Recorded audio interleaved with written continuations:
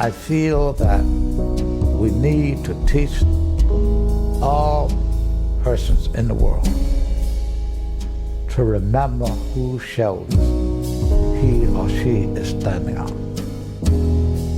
Don't let anyone tell you that you can't do it. Don't let any. We came from dirt to where we are today. Prince Edward County showed the whole world what can be done.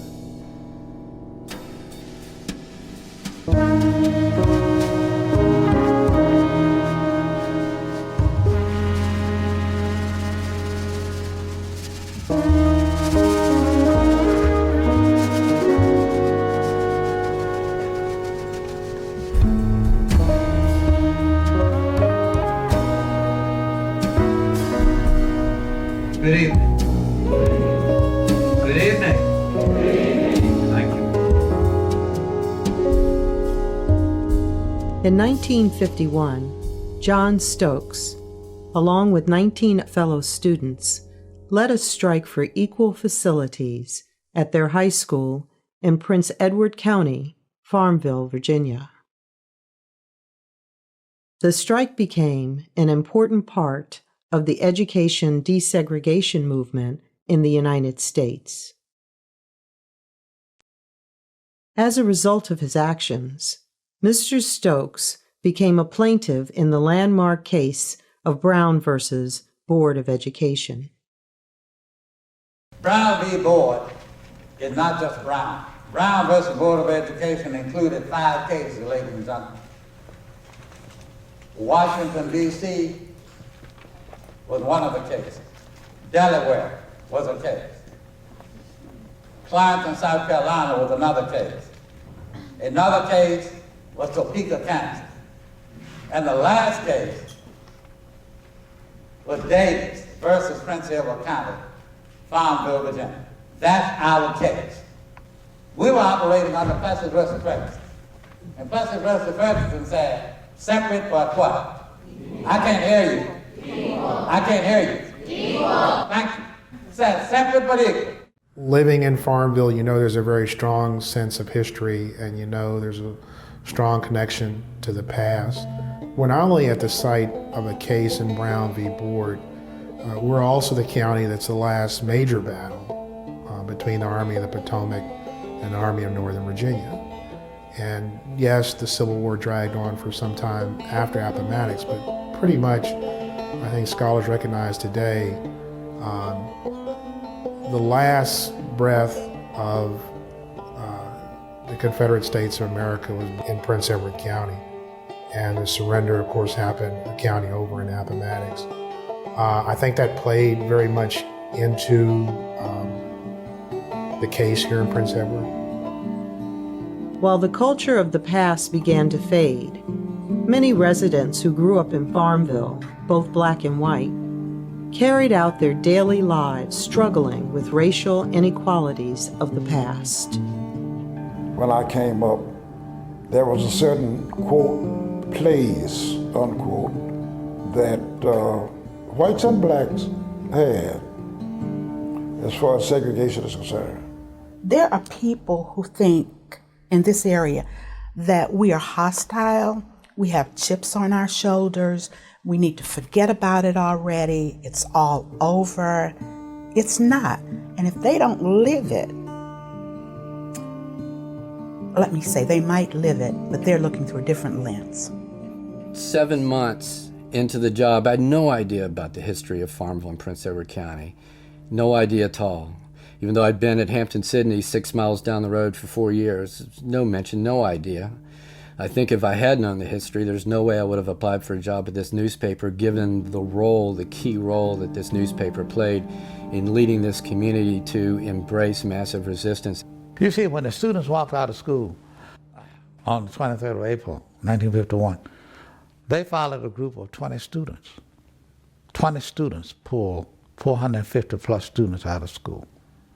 That has never happened before nor since. Being here with the history constantly around us, I mean, the town is as familiar today to people as it was in 1951. The Farmville Herald looks the same, Moton High School looks the same, The Prince Edward County Courthouse looks the same. First Baptist Church, Farmville Baptist Church. I mean, there's so many icons of the era of desegregating the county schools that are still here, that it makes it very deep and personal with us. The risks of interstate travel during the era of segregation were very real for African Americans. As a part of a presentation, Mr. Stokes facilitates a simulation of a bus ride across the Mason-Dixon line during the era of Jim Crow. We're going to get on the bus in Syracuse, New York. We're going to get on the bus over here today. Everyone. We're going to ride this bus. The red brick building that was Robert Russa Mouton High School is now a National Historic Landmark and a museum that includes a Center for the Study of Civil Rights in Education. For many of the students who attended Mouton High School in 1951, academic achievement was the primary goal. Every day in class, Mr. Jordan would teach black history. One Friday after assembly, they had two French doors on each side. They're still there now. And students were passing after the assembly act, going out to class. Well, they were going through one door. And Mr. Jordan yelled across the hall, the auditorium, and said, open the other door so the students may pass out freely. Well, the teacher yelled back across and said, well, Mr. McIlwain, who was the superintendent of schools, White McIlwain, superintendent of schools of both Cumberland and Prince Edward counties, she quoted him as having said, Mr. McIlwain said one of these doors should be closed at all times. Then Mr. Jordan yelled back, I don't care if Mr. Hacklewain said it. I said open the door so the students can pass out freely. Now I watched her. When he said Hacklewain, all the other students laughed, but I watched her. I said, I know she's not going to open that door. And she eased over there and opened that other French door. And when she did, she opened two doors at that time. This is my initial account with race. She opened two doors, that French door and the door in my consciousness to racial awareness. I said to myself, I didn't know a colored man could go against a white man's word, especially Mr. McIlwain. And that's where he won me over. I said, it's another side to this thing. I was either in 4th or 5th grade, and that like stabbed me. Good, I mean, not a bad stab, but a good one. And I couldn't wait to get in his 6th grade class. Everything goes very well. We're riding this bus, we're heading down. We got to New York City, and everything's beautiful. And we continue to ride. Everything goes on very well until we got down to the Mason-Dixon line.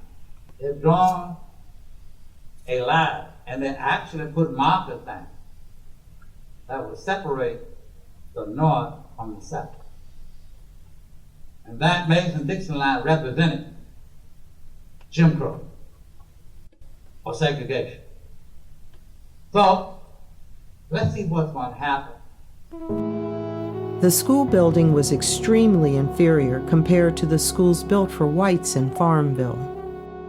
To relieve overcrowding, the all-white school board built tar paper shacks, lacking running water, central heat, and other basic amenities. On April 23, 1951, frustrated by the refusal of the local school board to build a new high school, a small group led by 16-year-old junior Barbara Johns convinced the school's 450 students to go on a strike that lasted for 10 days. The original high school was created for like 180 people or so. There were like 450 kids in it. The extra structures were wood frame and tar paper, just terrible conditions. And so the strike then was to try to force the hand of the school board. We did not go on strike for integration. We went on strike for a new building. If we had gotten that new building, if Mr. McElwain and Mr. Lodge and his board members had given us that new building, I would not be sitting here talking to you right now.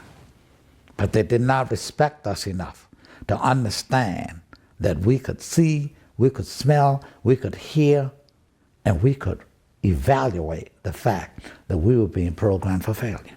Well, when Barbara Johns decided to take this idea to her fellow students, there were just a handful that she trusted and knew were leaders enough not only to be trustworthy, but if they agreed, to be strong enough individuals and to carry this plan off. And one of the very first she went to was John Stokes.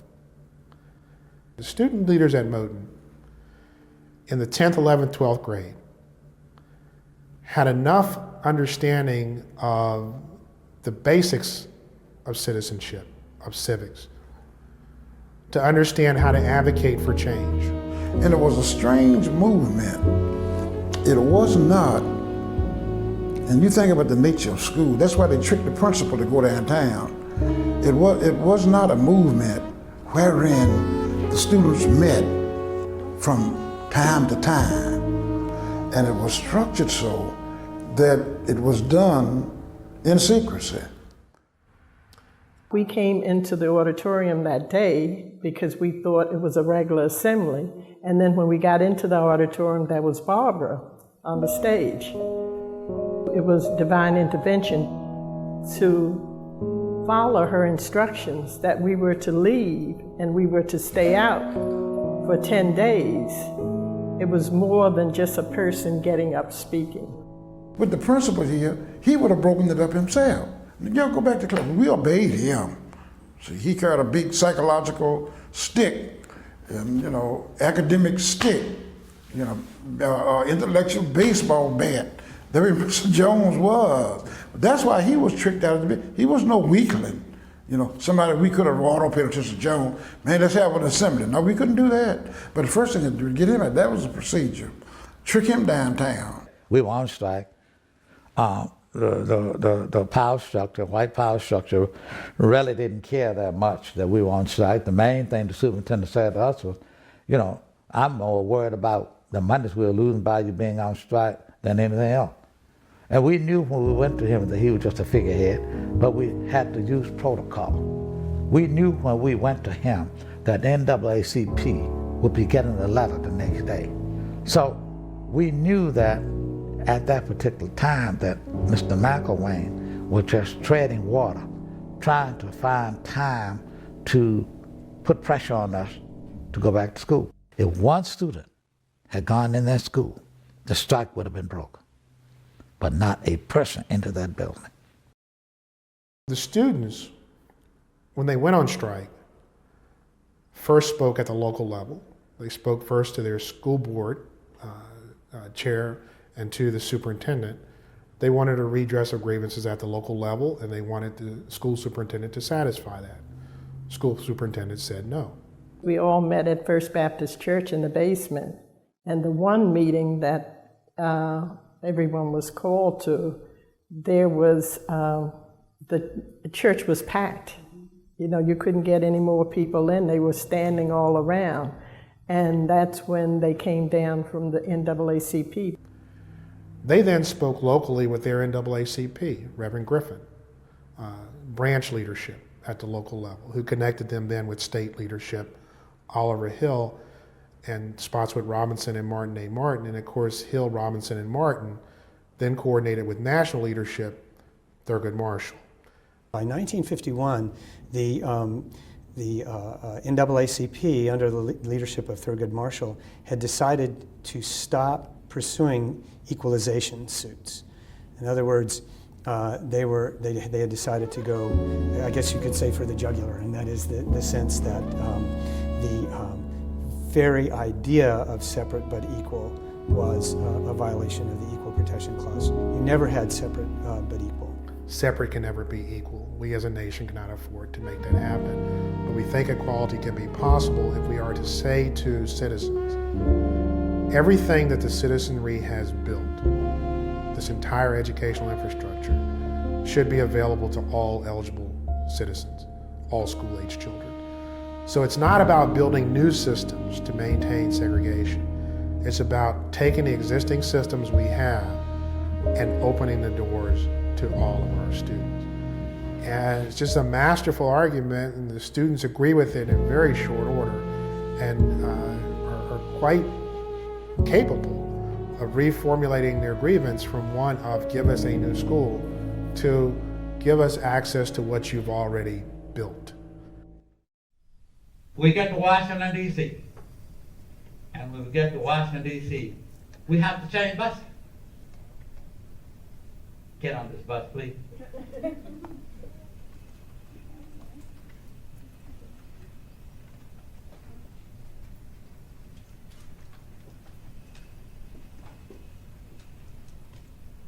We have a severe problem on this bus. All persons with tickets of this color, please raise them. All persons with this color ticket, please move to the front of the bus.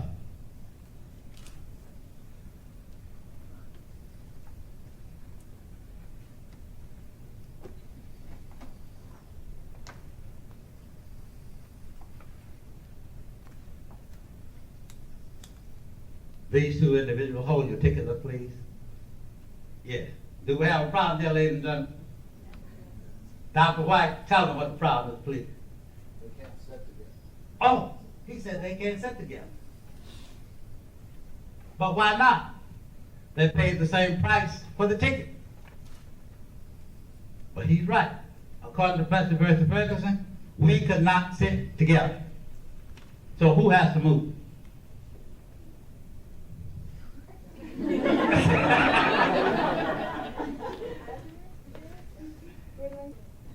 You have a decision to make. The next big stop, okay, is in Richmond, Virginia. You have a choice. This is the last bus out. Okay? So you have a choice of standing from here until the seat is available or sleeping in the station. And this is Washington, D.C. I guess I'll get off the bus. You're going to get off the bus, sleep in the station. Yeah. She made a decision.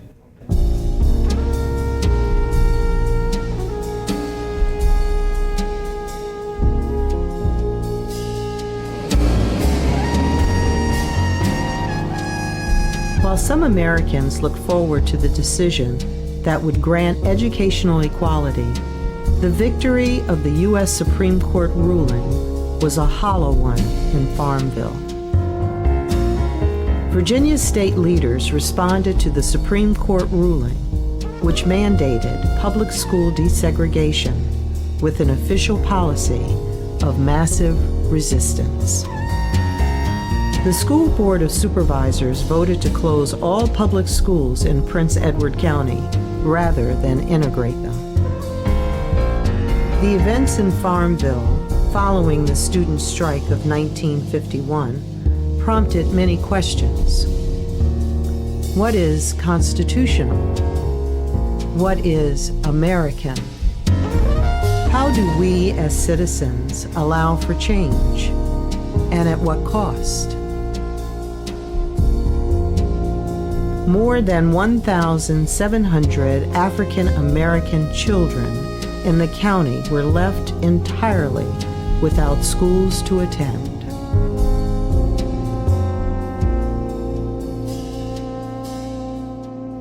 It was massive resistance, which they felt once the decision was handed down that the schools would move to integration, but the local people within the town felt that that was not going to be done, and you don't understand how they could close a school down. They opened a Prince Edward Academy for white kids, but no blacks, of course, could attend. So the black kids had to go wherever to get an education. I remember my mother's putting me on a truck with men who were going to work at sawmills. It would be really, really cold and just daylight. And the men would be on the back of a truck, cold, with a cap over it. And the couple of men in the front would allow me to sit there where it was warm. Come on, little girl, and take me across the line.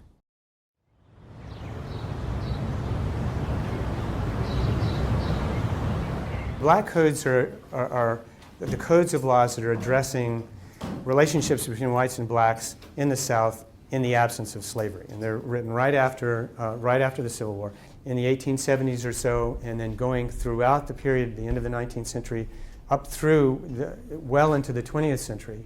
You see one of the efforts to, in essence, keep blacks in their place. Most of us today are not aware of the expansive nature of these laws. I'm going to break you up into groups of 4 as we have done before, and we're going to look at some of these Jim Crow laws. Same thing between. They couldn't play any games together, like card games, dice, dominoes. They couldn't play any sports together. And if anybody allowed that to happen, whether white or black, they would be convicted and punished.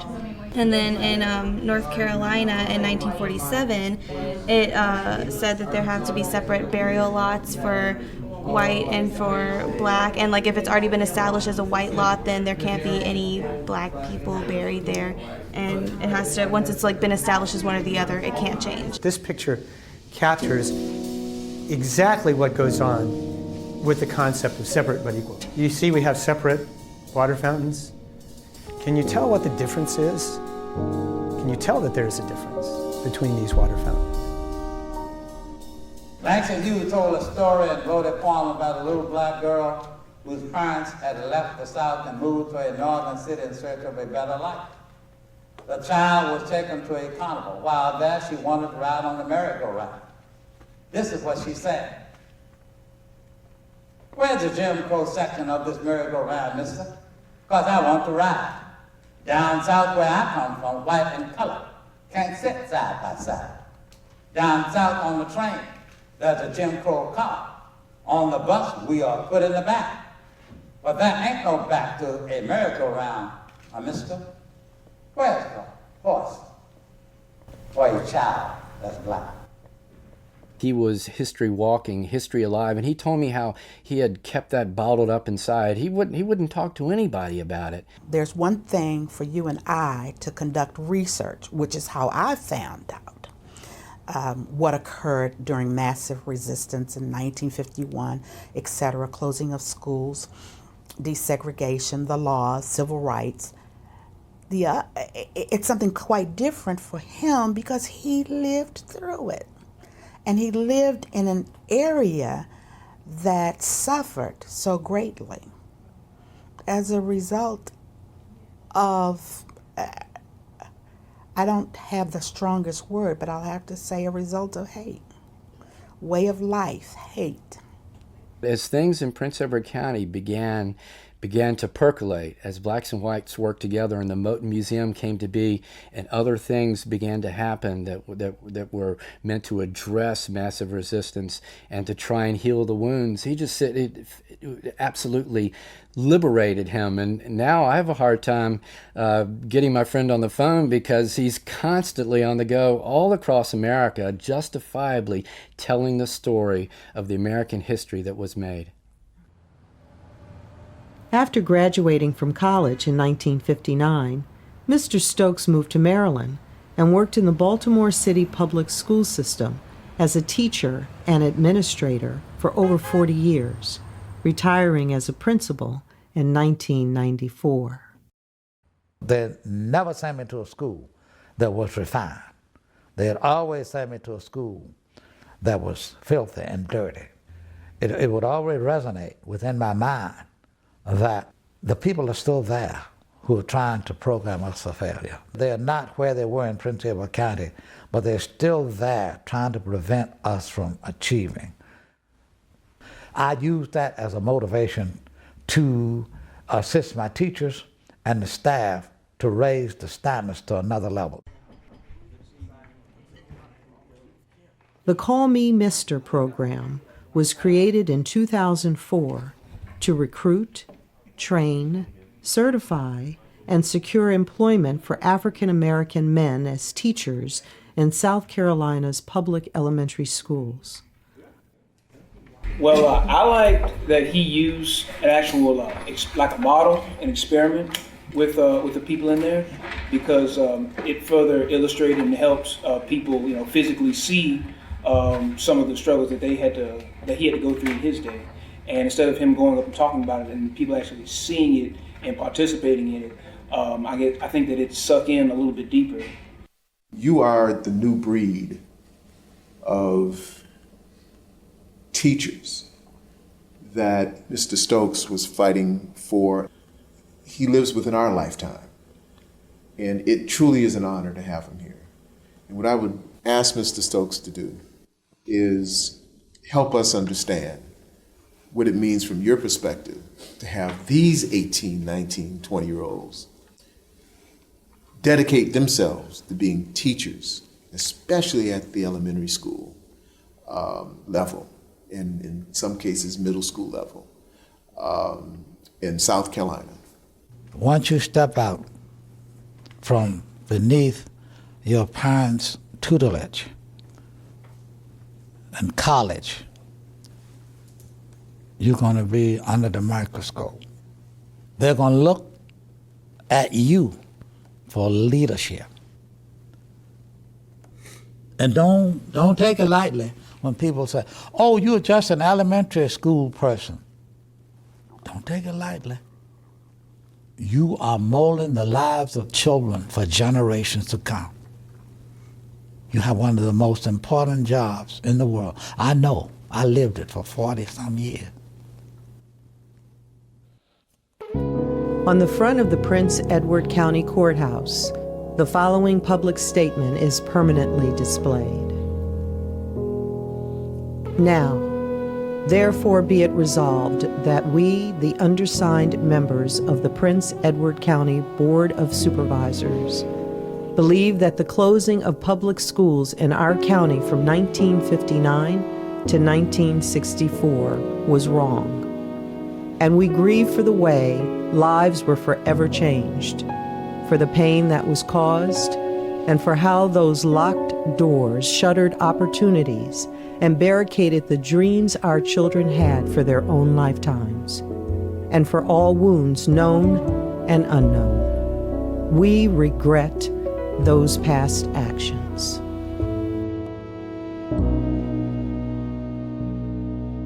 Why do I have a moment of silence within myself before I speak?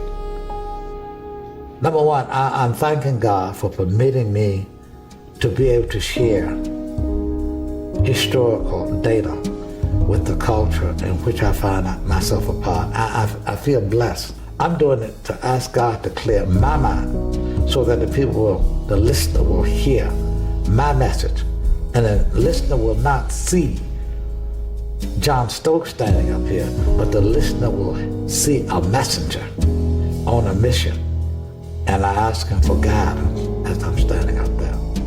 So that's why I'm there.